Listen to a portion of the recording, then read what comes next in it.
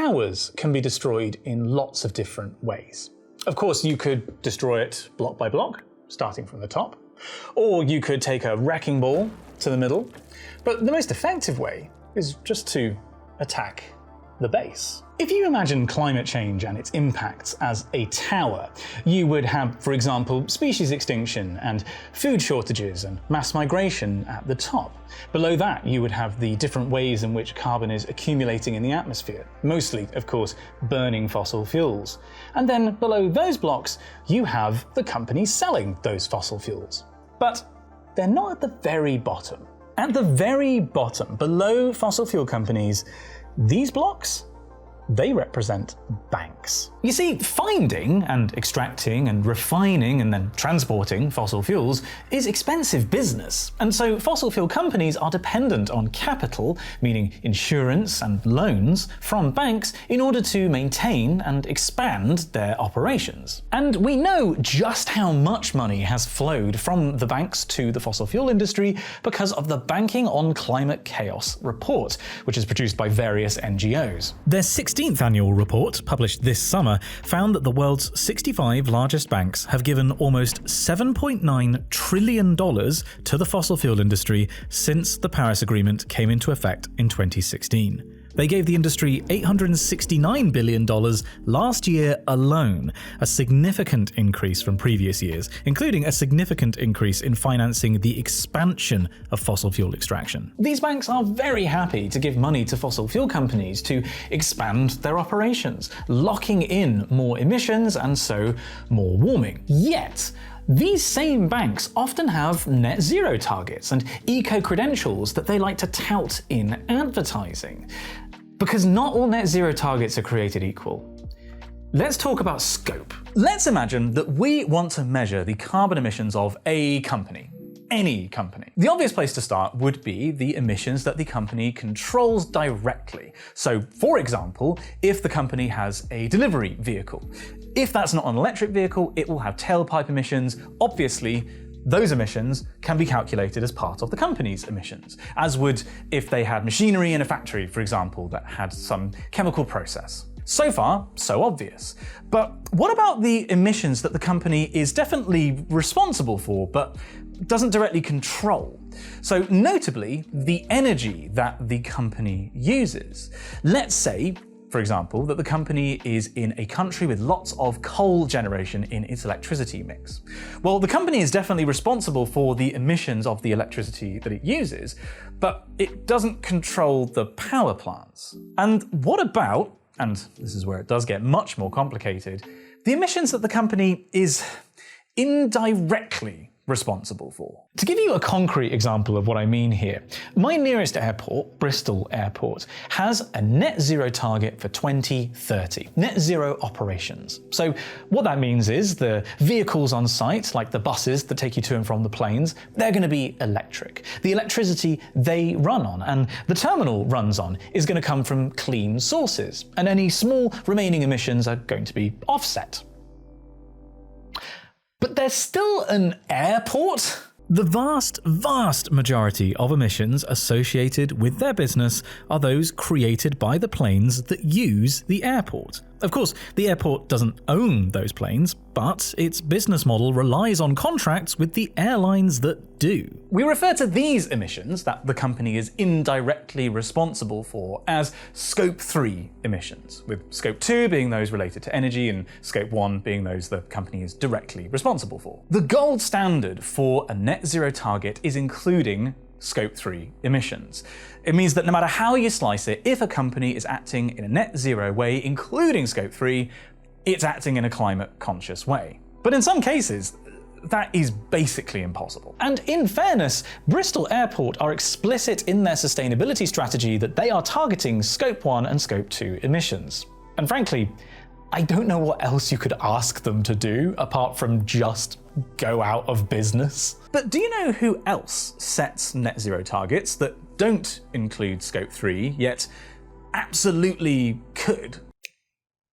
Bingo. Where banks have net zero policies, they do not generally account for Scope 3 emissions. That means a bank can claim that it is operating within its net zero policy while ignoring the emissions of companies that they give financing to. Many banks have a long-term net zero strategy, some of which include Scope 3 emissions, and some of which include specific targets for certain sectors, like coal or oil or dirty power generation.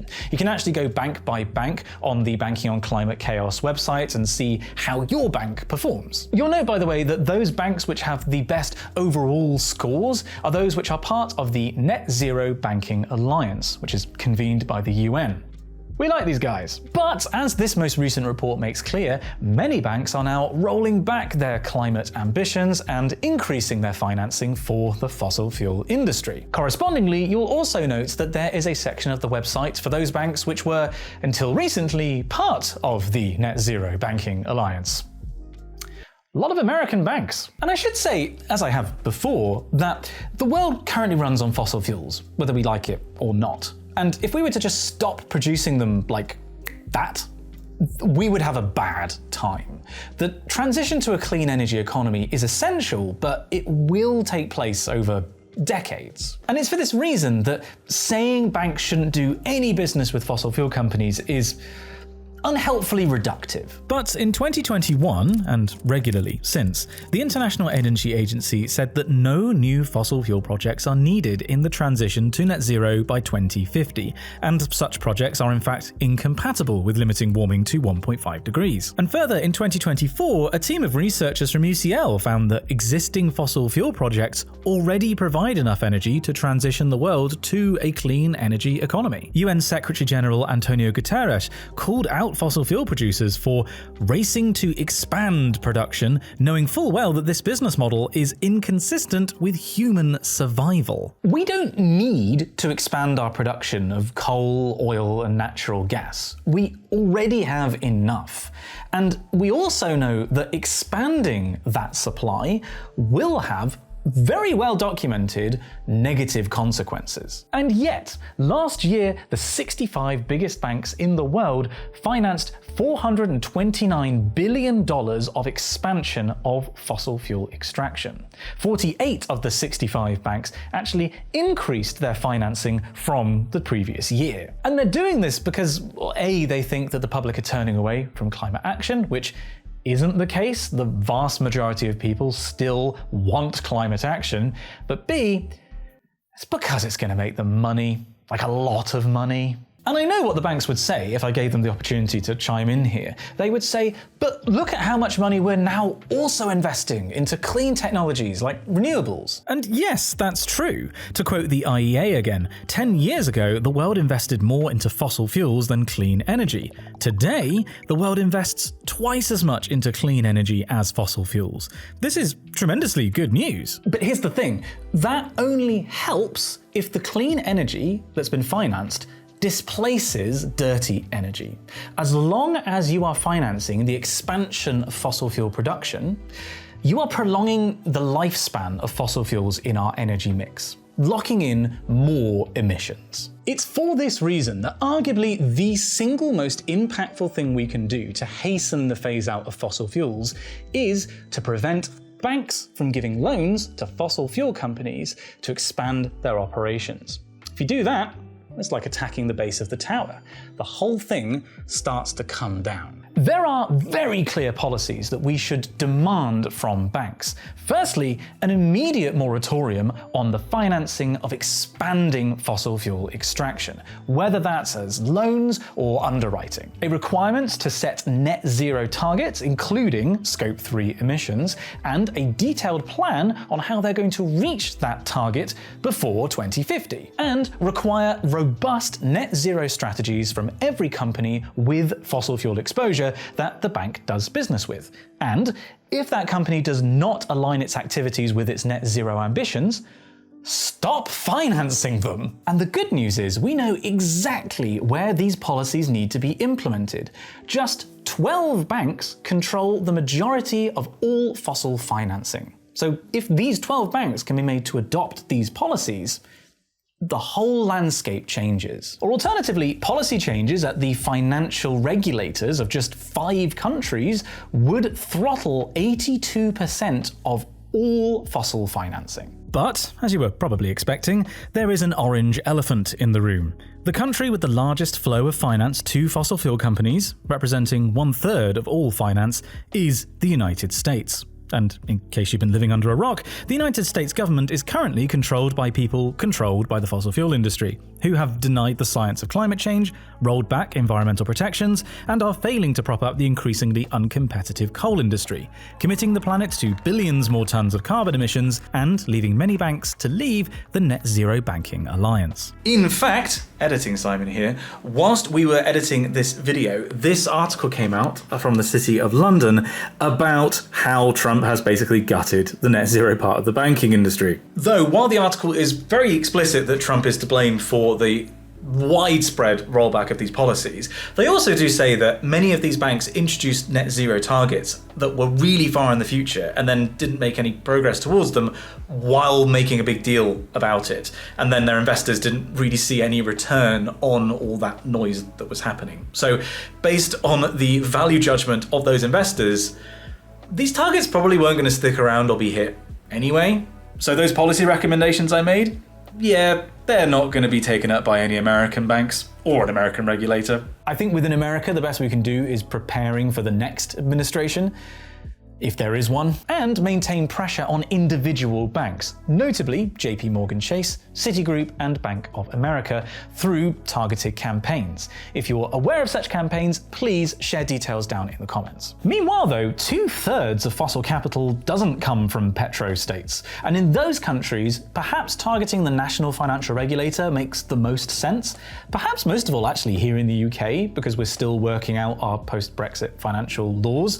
This could be part of that regulation. But potentially also in Japan, Canada, even China. You could also maybe do something EU-wide, though to be fair, the EU actually plays a relatively small role in global fossil capital. Common European dub. But here's the bottom line. The banks, they know that climate change is real, and it's coming for them. In fact, JP Morgan Chase, the single largest financier of fossil fuels in the world, just released a report about how climate change is going to impact their business. Yet they operate as if their actions are not contributing to this crisis. Their Scope 3 emissions through the fossil fuel industry that they are propping up are gargantuan and are directly responsible for the tower of suffering that they are now coming to terms with. It's clear what policies these banks need to implement. And also clear that they are looking at this problem through a very short-sighted lens, and so they're not going to implement those policies. And if they will not self-regulate and save themselves, well, I guess we'll just have to do it for them.